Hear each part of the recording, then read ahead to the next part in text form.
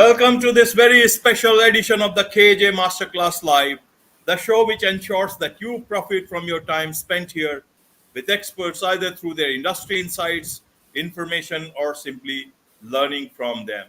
And today we have Ashton Martin, professional international touring and recording artist, award nominated songwriter, and he is passionate about motivating through quality music. Welcome to the show, Ashton.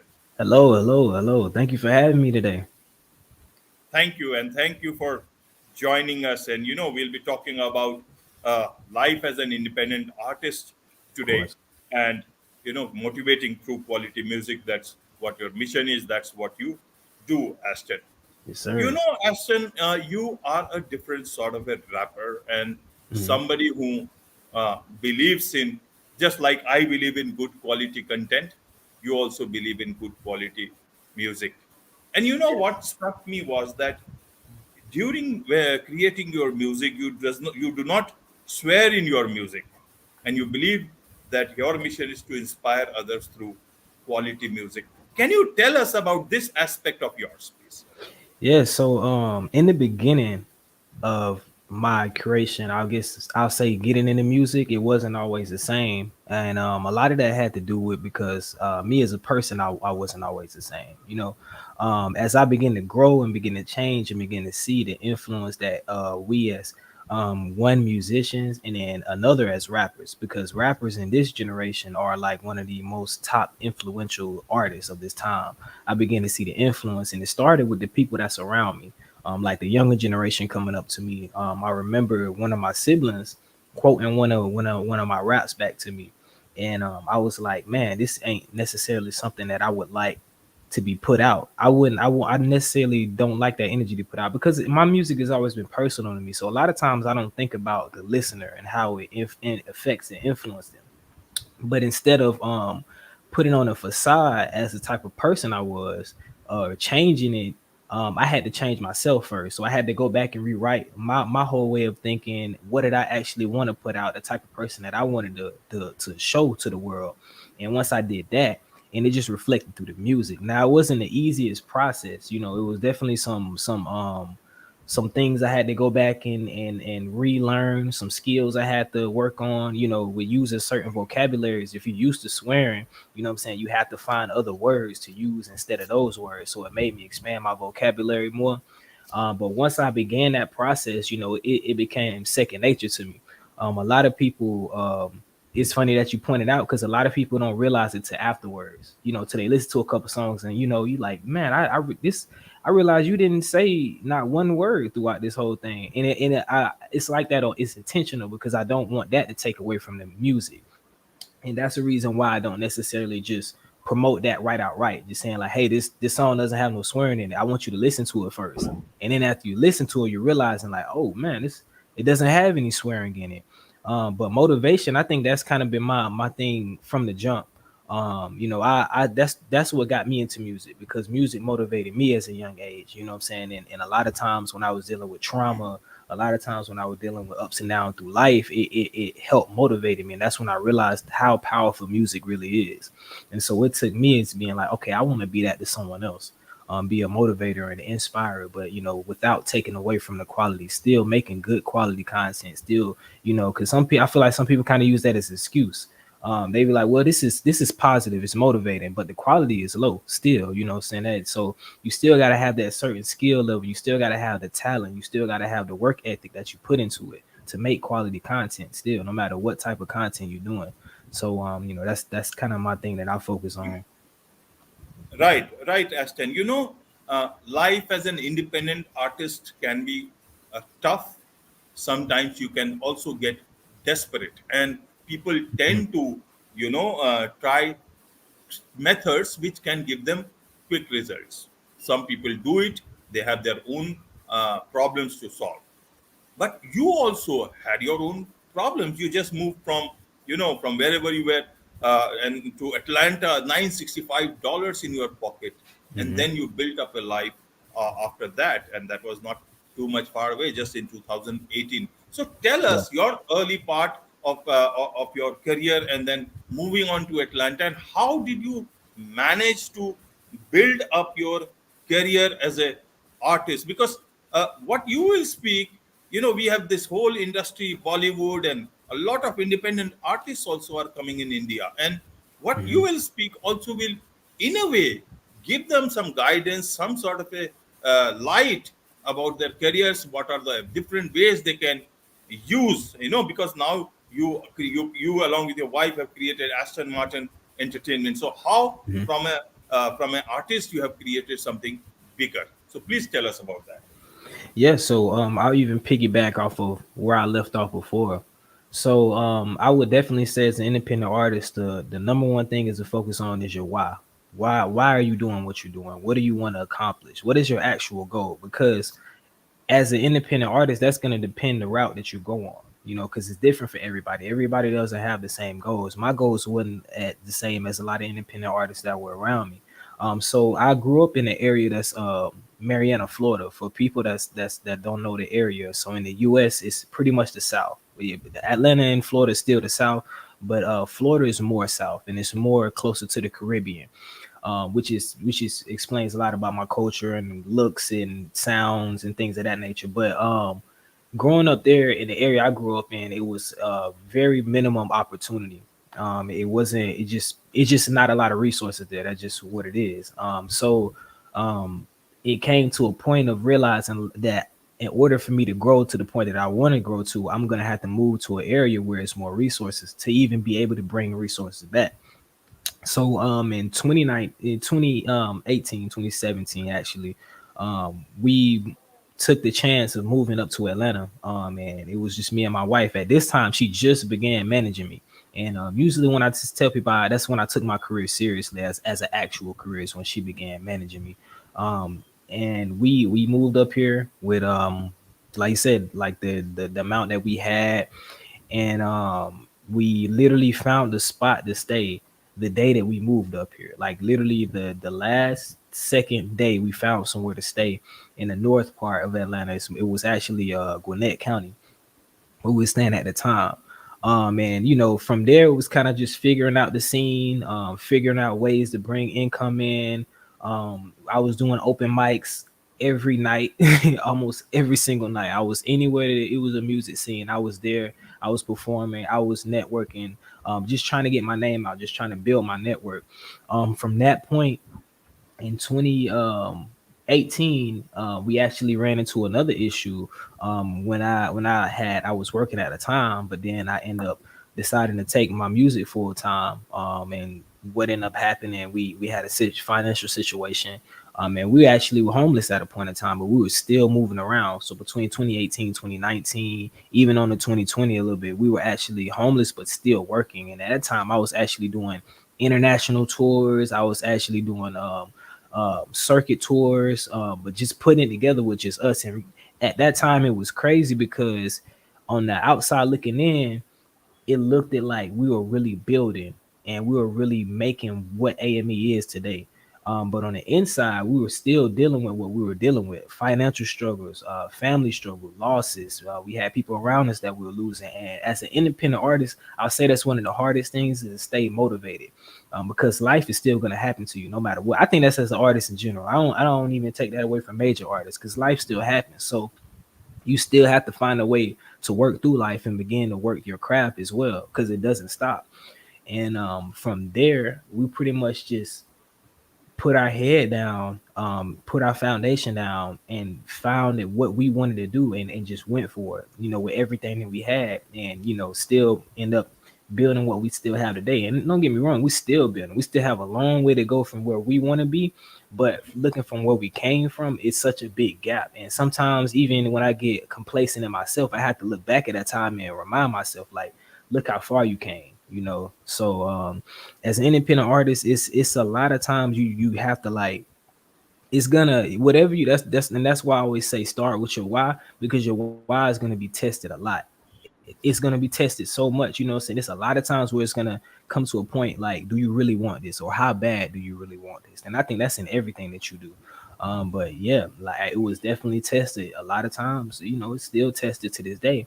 But the more you stand on it, the stronger you grow. And you know, you definitely have to have that foundation. Or when those times come, it's all gonna just crumble down, and you're not gonna have enough strength to just withstand what comes your way. Right, right, Aston. See, you are a music expert. You create music, and I am not an expert, and I will not pretend to be an expert. I am just a journalist and podcaster.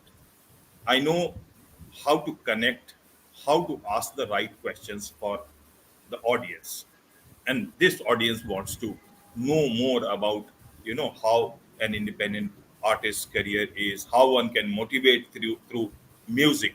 Hmm. So tell us about your music. People know about rap, about Western music, but Hmm. tell us yourself to the Indian audience, especially.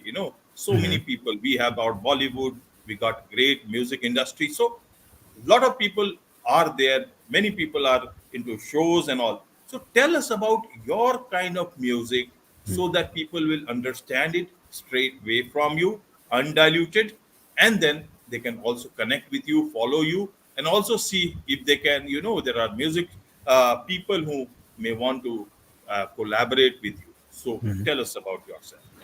Yeah, so the type of music that I make, I call it journal music, lifestyle music. It's simply based off of what I experience, what I see, what I know, my past, sometimes even my future, and what my present is right in front of me. Now, the way it comes out varies because, like I said, I build off of how I'm feeling. So a lot of times it's based off of emotions. Sometimes it could be an aggressive emotion. Sometimes it can be a sad emotion. Sometimes it can be a happy emotion, and sometimes it can be just a mellow, just mellow mood, just some chill emotion. But that's what a lot of my music is based off of, the emotion and the feeling. Of course, you know I am hip hop, so you're gonna have hip hop, and not only am I hip hop, I'm also Southern hip hop. So we have our own specific sound as well, which comes into a lot of drums, bass, 808s. But I also play around with a lot of different sounds as well because I'm influenced by different areas. So you'll hear a lot of different type of instrumentation in my sound, as well as my influence is being influenced by like other genres of music, like where we're from. We have R&B, gospel, jazz, blues. You also hear those in my lyrics as well, as far as like the way I deliver what I say. Because even though it's rapping, sometimes it may be a more melodic way or more melodic tone that I have to approach instrumentation. Like I said, I usually just go off the vibe that I'm feeling. So whatever the instruments I hear and whatever comes to my mind, whatever emotions that invoke, is usually what I portray on the track, and that's usually what comes to the listener. But like I said, the goal, like I said, everything is always just to motivate and inspire, no matter what. But at the same time, it's not patty cake or giving a makeup feel. It's really giving it to you exactly how it is. So a lot of things that I speak, a lot of things that I speak on are left up for the listener to interpretate. And I think the interesting thing is when people listen, their perception of what they hear is so interesting to me. Because it's neither right nor wrong the way I feel. Because I've just the other day, I recently released a project entitled "Beautiful Pain," and it was a line that somebody had quoted, and my wife was even listening. She said, and it was interesting that they had two different perspectives on it. And she asked me, what was your intention when you said that? And I literally said, this is what I felt, but not saying that it's necessarily wrong for y'all to have different perspectives of it, because what it means to you is what it means to you. You know what I'm saying? And for example, if I was to say, I'm missing I miss my father out of my childhood. For me, that can mean one thing. For somebody else, it could be another thing. For me, it could be my father was just absent out of my childhood. For you, your father could be incarcerated. Your father could pass on. It means different things for you, but at the same time, it's based off the same emotion. And I think that's pretty much what I want to bring in music, because it's human. Even though we don't have the same emotions or the same out, even though we had the same experiences, we all have the same emotions, and that's what I try to invoke, and invoke a lot of thought, and make people even question things outside of their normal perspective. You know, looking outside of yourself and realizing that there is a whole world outside of you, and there is people that come from different cultures and different backgrounds, and really giving you a taste of where I'm from. When you listen to it, you get to almost walk where I've walked and kind of experience life in my shoes, and take a backseat drive sometimes.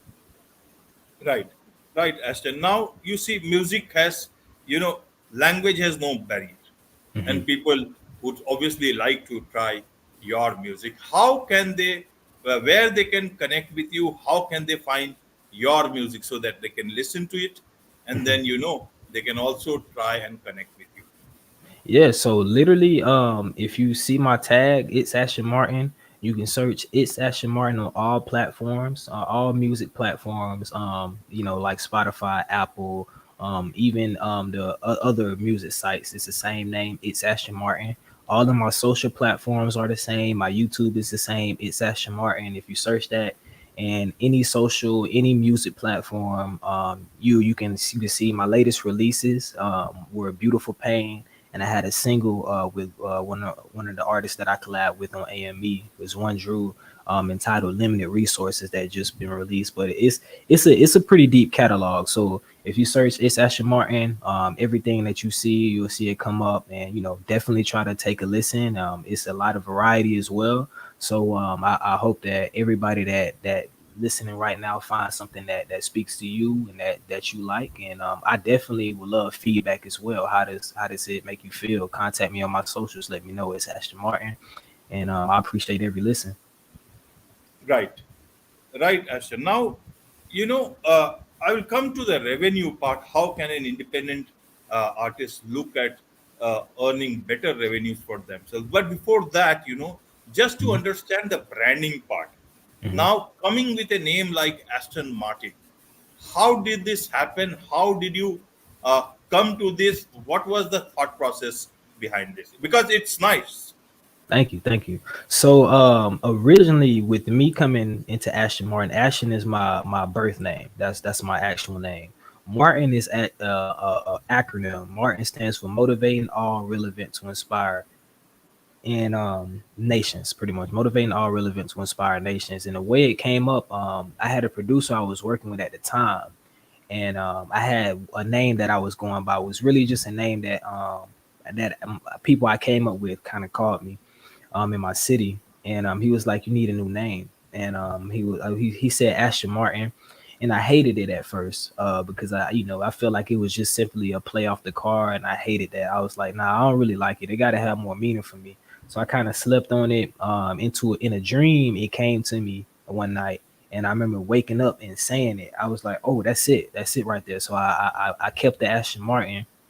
When we created Ashton Martin Entertainment, of course, it just began simply just to have a business and an LLC to run what we were doing through.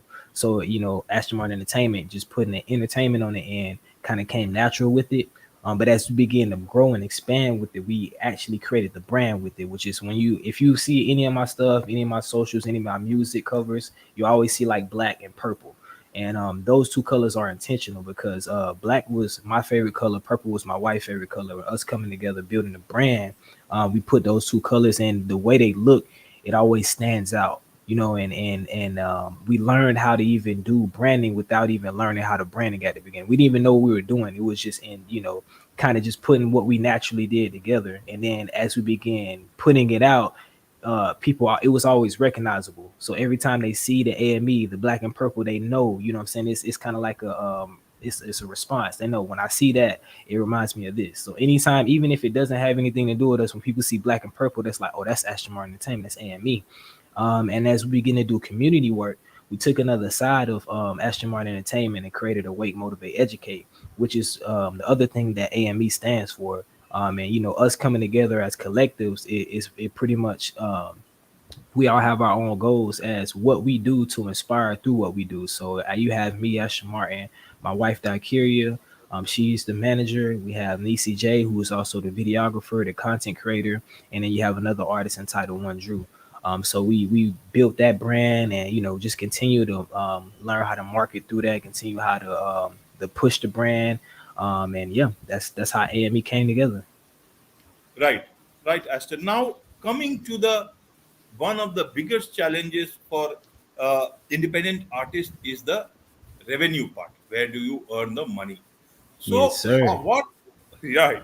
So, how is it once you have produced? I will ask about your creative process, but once you have produced something good, then what do you do with that? You just what float it across all the channels, go to Patreon platforms like Patreon. What do you do with that? Is there a process that one can look at following so that their revenue starts coming in? Is it through Mhm, shows? What, how much they should look at shows, how mhm, much they should look at independent platforms like this, or are mhm. there any other revenue generations process or sources that they should look at? Yes, and that's a very open question, because it's yes and no. Really, it's all of the above. As an independent artist, my biggest thing I will always say is find your niche. You know what I'm saying? Find where you bring the most revenue streams in and just attack it. Me personally, when I do my all of my sources of income, um, is of course you have the music. So once you create the music, I look at the music as like the currency. You definitely want to keep the currency going. You know what I'm saying? And because that's what everything else is built off of. Once you build your music, you build quality music. What you want to do is find a way to package it. Some people do it by singles. They do one song after one song after one song. Some people do it like projects, smaller projects, EP. Some people do it as bigger projects when you get into albums and things of that nature. To me, it's really no right or wrong way of doing it. It's just what works best for you. For me, I feel what works best for me is the smaller projects, the EPs. And that's what I receive the most streams off of. That's what I receive the most feedback off of. So usually what I'll do is I'll work ahead of time and kind of plan out what I want to do with the music. Once I start building up enough unreleased music that I want to release, I kind of create an idea behind it. Usually it's just natural what I was thinking at the time or what made me create the music in the first place. Package it. From then you get the visuals, what you would see as far as like the covers or the music videos, any type of visual aspects that you can put out along with the music. Once you get the visuals, you put everything on your streaming platforms, of course, and you want it. That's the way of getting paid off your music is streaming. But you have to make sure that you're doing everything through the correct channels, or you're gonna miss out of payments. Which in the Western we have our of course you have the distro kids, the tune cores, the whatever platform you want to use to distribute your music. Use that to distribute your music, but you also want to make sure that you have your things that collecting your radio revenue, like your BMIs or your ASCAPs, what we have in the Western. And also making sure that you're getting all your coins because you got like sound exchange where if your music getting synced in different things, you want to make sure that you have something that's collecting in all aspects of everywhere that your music is being played. So you want to definitely make sure that's in place before you release any music whatsoever. And once we do that, we'll release it on all these different platforms, receive the streams from what we get from there, and you also have your social network. Now you can make revenue off of your social network just by people using that music in your stories, just by people using that music in your TikTok. So that's definitely something that you want to push as an artist to get people to share as much as they can. Because every time they stream your music or use your music in these social networks, once it's already in the platform, you're getting streams off that every time. This is counting towards your stream. You're getting revenue off of that. And now they even have like things where you have reels. So you can even have on your social network, if you have an IG or Instagram, you can create reels and receive revenue for that. So what I'll do is I'll create these reels, receive revenue from the reels, and while I'm doing the reel, I'll use my music. So I'm receiving revenue twice. I'm receiving revenue from the reel, and then I'm also receiving revenue from the music by being played in the reel. So that's one way of doing it. That's just based off the music side. Now, when it comes to merchandise is a big thing, especially for independent artists. You definitely want to have some type of merchandise, and I can't tell you what it is. It all just depends on you and your brand, but you want to make sure that it fits you and your brand. I always say, take what you do naturally and find a way to market it, find a way to package it, find a way to, sell it to your fans. And me, what I do naturally, I like clothing. What I'm saying, I'm not necessarily a person that makes clothing, looking nice. I like looking a certain way, and I like more casual, relaxed clothing. I like business clothing as well. But as far as what I would naturally wear day to day is usually something relaxed, usually what I have on right now. So that's what I've created my merch around, just having something that's, t-shirts, joggers, hoodies, when it comes to certain climates, things, hats, things of that nature. Things of that. That's what we use for our merch. But really, it's the brand. You know what I'm saying? You can have. It doesn't really matter what you're selling. It's really about the brand. It's just like any of the brands that you have. You got, Nike. Nike sells the same thing that everybody else sells, but because of the swoosh, the Nike brand on it, it adds that value to it. So that's the same thing. You want to treat your brand like, no matter what you're doing, you want to make sure that your brand stands out, that your brand is solidified, because that's really what people are buying. They're not really buying the clothing, they're buying the brand. So everything that you do, every move that you make, you want to make sure that you're moving as a brand. You are the brand. That's the only difference between us and other things. It's the same thing. We're marketed, we're just selling ourselves, we're selling our lifestyle. So that's the one thing I always say when it comes to merchandise. Just do what you naturally do, what you do in your everyday do. Find a way to customize it yourself and find a way to market it and sell it. But when it comes to shows, shows is one of those things that, to me, it's a whole nother craft. You have to actually learn how to be a performer first. You know what I'm saying? A lot of people know how to record and make records, but a lot of people don't know how to go out and perform those records. So one thing you first want to do is make sure that you're a good performer. And that's when I said, when I first moved here, I was hitting up all the open mics. I was hitting up all the spots where I can just have chances to perform, because we didn't have those opportunities where I'm from. So I had to learn how to perform first. Once you learn how to perform, you go out and meet people who actually want to come out and see you perform. When you realize, okay, I have enough people now that I can I bring that value. When you approaching these venues, that's you approaching these venues like with that, knowing that, okay, now I have value. Now I'm not just performing just to perform. It's either going to be some revenue that I'm going to need for it, or it's just a great opportunity for me. And at this point, we're moving to the point more of doing it independently, to the point of like, I'd rather book out the venue, sell the tickets myself. That way I'm making sure that I can receive everything what I need on the back end. Because a lot of times you'll have a lot of people that run a lot of scams that's like, they'll make you pay to perform. And if you're not receiving anything from that at least opportunity of networking or anything, it really is no benefit for you, especially when you get to a certain point. When you build up your brand, you have to make sure that what you're putting out, you're receiving something from it. So, and that's how I approach shows. And I don't perform as much as I used to because of that. Because when you get to a certain point with your brand, the more you perform, the less you bring your value down. If people know you're performing every week, they'll miss out on your performance, because it's like, I'll just catch him next week. He's gonna be performing next week anyway. If you performing every other month or every other month, people are gonna feel more likely to want to come out to your shows, because it's like, okay, I don't know when I'm gonna catch this guy again. So when he is performing, I want to make sure that I'm there. I want to make sure that I'm getting my ticket, and so that's how it pretty much comes to when it dealing with shows. And shows is definitely, as an artist, when you begin to build up, it's gonna be like really a number one source of income.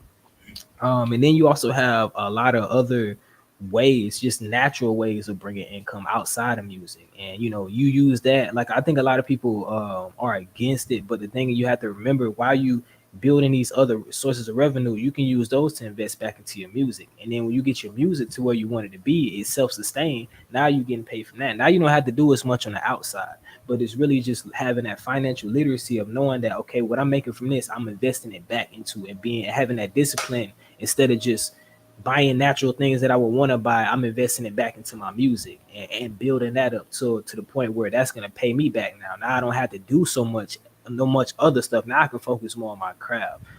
So you got all those. It's pretty much, as an independent artist, you also kind of have to be entrepreneurial.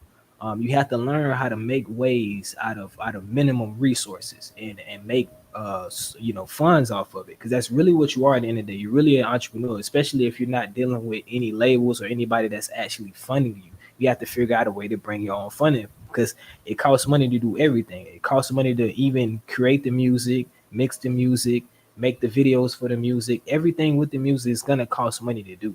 So you're gonna have to have some way of funding it, or at least getting a return off of your value that you're putting into it.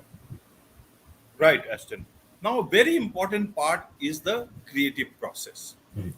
Some people want to create something very, very good, and it takes them a long time, whereas their requirements are also rising. Some Yeah. people want to produce a lot of stuff, but then the quality is like compromised somewhere. Yeah. Now, from your creative process, if you can share your creative process, and what would you advise to people regarding this? What should be the best way that they can, balance it out for the type of music that they are creating? Yeah. So I always focus on quality over content, but that doesn't quality over quantity, but that doesn't mean that I don't create a lot of content.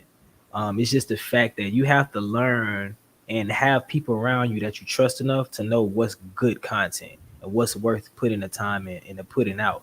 um, I've gotten to the point that I've done it for so long that I trust myself when in the creation process. So it's a little bit different. I can create a lot of content that will be quality, but it's simply because I've done it so much, and it's kind of like almost like I only focus now more on what I want to get across versus how I want to do it, because I feel like I've done it enough time that I've almost mastered how I want to do it. I know where I sound good, what I sound good with, how I want to structure my words. That's really not the biggest issue. In the beginning, those are the things you really want to focus on. You want to focus on your actual skill more.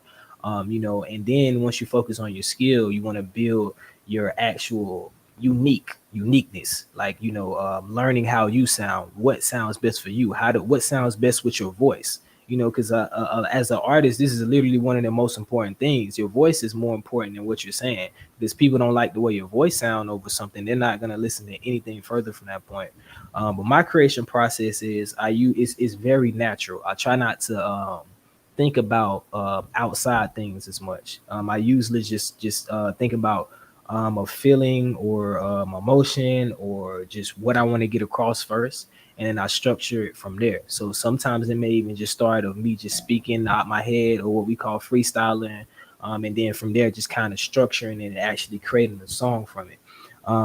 Sometimes it can take me months to create a song. Sometimes it can take me minutes. It just varies, and so create the creation process is different, and the inspiration is different. So sometimes I kind of go off the inspiration, and I try not to ever force anything, because I realize the more you force, that's usually the lower quality content.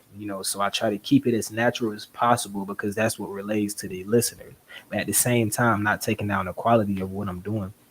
And that comes to also having trusted people around you, unless you do everything yourself.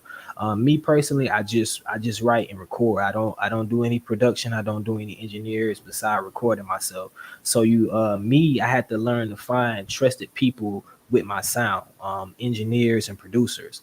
Now I've gotten to the point where I've met people that I work really close with. So it's not as much as a big deal. They know what they expect from me. They know what I want to sound like. They know what to give to me. And it's a relationship. Building that relationship with the producer and the engineer to the point where they learn your sound. And so, usually, what I'll do is, I'll producers are usually working on something, and if they feel like it's something that they hear from me, they'll send it to me. I'll save it in my phone, and I kind of just live with it, like just go through the daily, listening to it, feeling, seeing what inspiration comes from it. From there, I'll go and writing to it. Sometimes I have a preconceived idea, and I already have an idea, and I'll come to producing like, hey, listen, this is my idea. I have this idea. Let create something from this, and they'll create what they create from it. Once I record and have that part finished, I bring it to the engineer.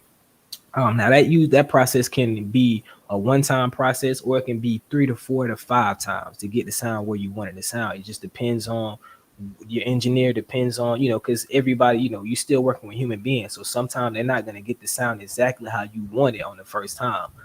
So I either send it, or I'll either take it directly, and we'll work on the mixing process in the studio. Once that's done, that's pretty much the final step of the audio process. With the visuals, I like to collaborate and bring my idea to the person that's creating the content. But I'm not a visual person. All I can do is bring the initial idea of what I have for the song, and that's another thing of having a trusted person with your vision to for them to be able to take the audio and what your idea is, and to bring it to life in visual. You know what I'm saying? So that's usually how the visuals are created. But yeah, that's my creation process in a nutshell. Right. Right, Ashton. Now, tell us about this thought of yours. You are focused on, motivating through quality music. What does that mean for you? What exactly is that? Yeah, so one thing that music does, it makes people move. And sometimes it's not always a physical thing. Sometimes that could be a mental thing. Sometimes that could be a spiritual thing. No matter what, music is gonna move you in some way, shape, form. It's gonna move you to action. It's gonna move you to thinking. It's gonna move you to conversation. Sometimes it's just gonna move you to turn the music off. So no matter what, that is a motivational form in itself. Music is already a motivational form, no matter what, because it moves you in a direction, whatever direction that is.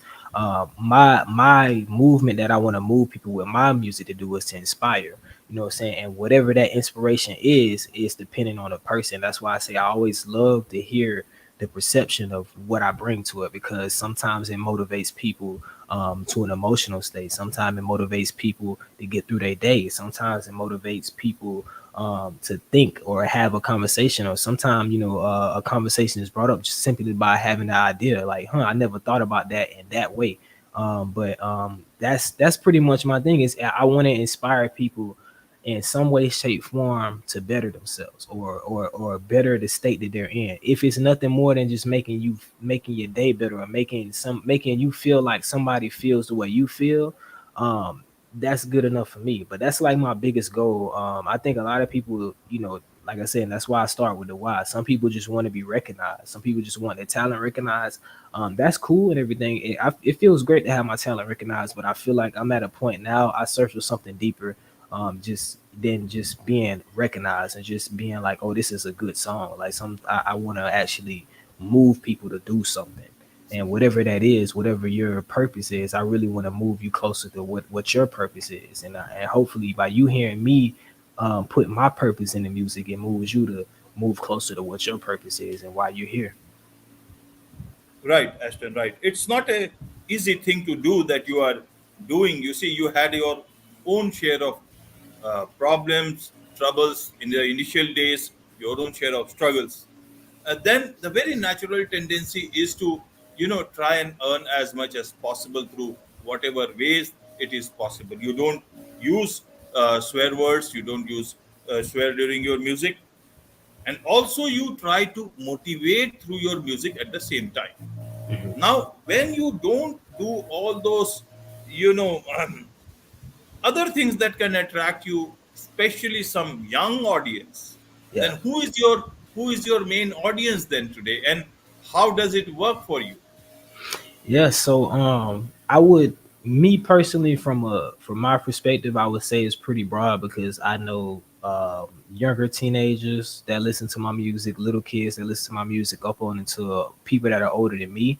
But I think on a business, like just looking at it analytically, what my main audience usually falls in the 25 to 35, like somewhere in that range.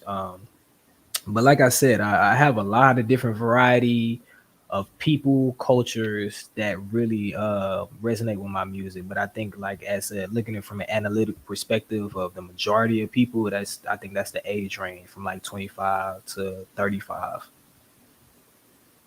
Right. And maybe a lot of youngsters also, not all of them would like to have, that different sort of music. Maybe they would like to have clean music, which helps them understand. So many are, very much evolved nowadays with the Yeah, use of technology might be there, but mentally also they are, trying to understand better things better, maybe to find their purpose better. And your type of music certainly can help them. And I'm sure yeah. many would be certainly using that.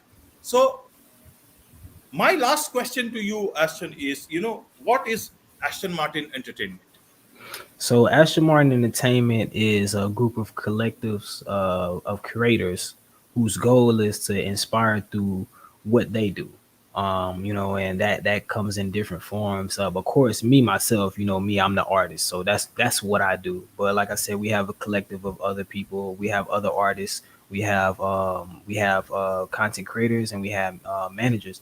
And pretty much my whole goal with creating Ashton Martin Entertainment was to help people like me, help people give them a chance as artists, as creatives, or whatever type of creative they are. And on the independent side, be able to give them that helping hand and get them to wherever their goal is. So the more independent artists that I can help out, content creators or up and coming managers, that was pretty much my goal, is really getting quality music out, and getting quality content, quality creators to the space that they want to be in, and it's all depending on the creator's choice, the creator's goal for what they want to do. So, if I ever feel like somebody really fits in the same category, the same path, my goal is to simply just help them get to the point that they want to get to. So that's what Ashton Martin Entertainment is about. And on the community side, we're about just building and helping the communities that we come from. Right, right, Aston. So you tour quite a lot now. Is India ever in your plans? Have you been to India before? What do you think of Indian music? Have you heard ever? Yeah. What? Just wanted to get your perspective on this. I've heard Indian music before. I definitely, of course, it's a language barrier, but like you said, music has no language. I definitely love the rhythm. I love the flow of the music. I would definitely say that. I have people, by looking at the analytics. I have listeners in India. I've never personally been there before. And hopefully I can be able to travel. Of course, sometimes it gets kind of weird with the since 2020 with the COVID. Sometimes it's a lot of restriction, and us coming from the place that we're coming from is considered a hot place. Sometimes it's harder to travel, but hopefully soon I can get back on the international side of things. And I would definitely love to visit India and see the culture, and even if it showcase my talent, I would love to do that. Right, right. And in fact, a lot of companies, also advertising agencies, they look at different type of music for their brands. And Yeah. sometimes it's a pure outside collaboration, or maybe just, along with an Indian company, they ask for some collaboration with some sort of a fusion. So, would you, how would those people connect with you in case they look at this sort of an arrangement with, Aston Martin Entertainment? You call it AME. Is that Hmm. the short form? AME, yes, correct. Right, right, So anybody that's looking to collaborate on that end of things, I would say contact my management. It's definitely something that we're always open to. We've done it in the past as well. Whether it's branding, whether it's on the music end of things, whether it's promoting somebody's content or somebody what they have going on.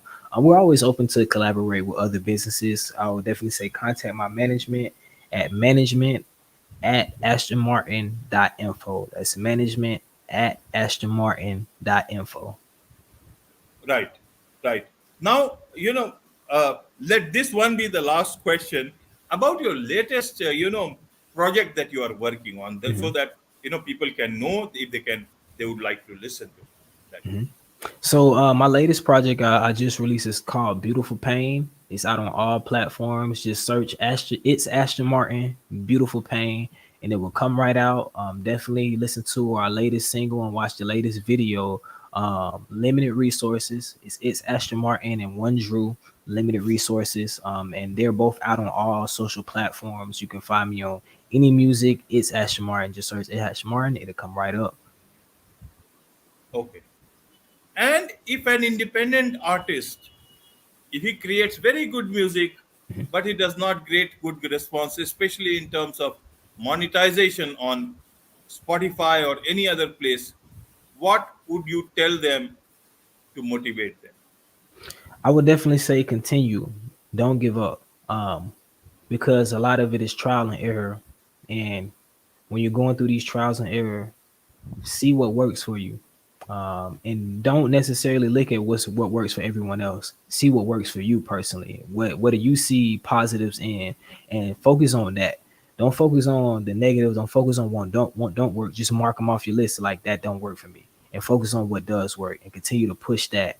And what'll happen is you'll build more into your niche. You'll build more into your personal fan base, and it's a fan base for everyone out there. We live in the age where everybody has access to music in any music they can access, and we're with so many different people that listen to so many different things. So if you create content, if you're a good creator, you're a good musician, it's a fan base out there for you. And just focus on yourself and building your own brand and building your own niche, and stay in your lane. Just do what feels more natural to you, and the people that resonate and relate to that, they're going to naturally attract. Now, I'm not saying that's an easy thing, but I would definitely say continue on, don't give up.